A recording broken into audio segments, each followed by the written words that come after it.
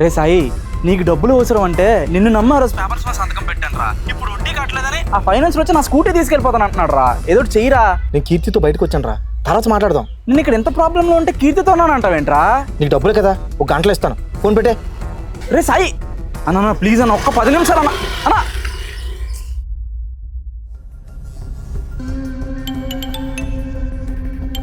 రే ఎందుకు ఊరికే కాల్ చేస్తున్నావు?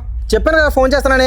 రే గంటలో పంపిస్తాను, ఇప్పుడు 3 గంటలు అవుతుంది. నువ్వు డబ్బులు పంపించకపోయేసరికి వాడు నా స్కూటీ తీసుకెళ్ళిపోయాడు రా.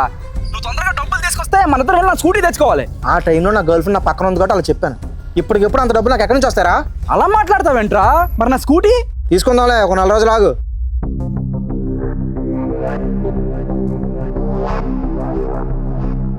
సాయి, మీ ఫ్రెండ్ దేవా చూసావా యూట్యూబ్ ఛానల్ పెట్టి ఎంత బాగా సక్సెస్ అయ్యాడో?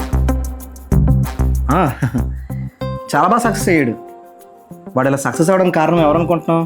నేనే. వాడు ప్రతిదీ ఎలా చేయాలి, ఏం చేయాలి అన్నీ నేనే చెప్పేవాడిని. నేను లేకపోతే వాడు అస్సలు లేనే లేడు. వావ్ సాయి, నువ్వు చాలా గ్రేట్.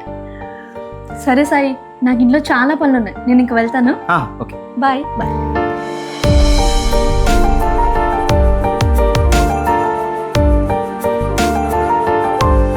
హాయ్ దేవా. హాయ్, బాగున్నావా?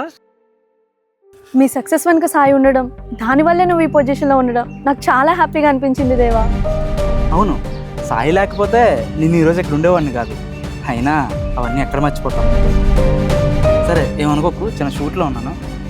సరే దేవా, బాయ్. బాయ్. హలో సాయి, ఇప్పుడే దేవా కనిపించాడు, తనతో మాట్లాడా. ఎక్కడ చూసావు? ఇక్కడే పోర్ట్ కాలనీ దగ్గర షూట్ అవుతుంటే మాట్లాడా. పోర్టుకోవాలి కదా, నాకు తెలుసు అక్కడ షూటింగ్ అవుతుందని. సరే సరే నేను ఉంటాను. సరే సాయి, బాయ్.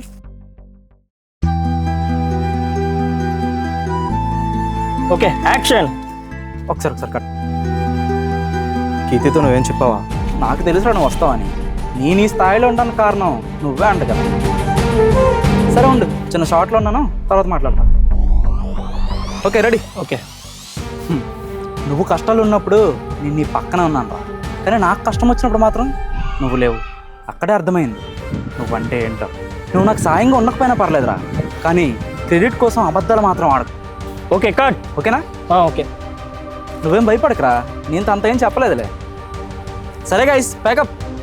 మన కష్టాల్లో తోడు లేని వాళ్ళకి మన విజయాల్లో కూడా చోటు లేదు. నిజమైన స్నేహం అంటే మాటల్లో చెప్పుకునేది కాదు, చేతల్లో చూపేది.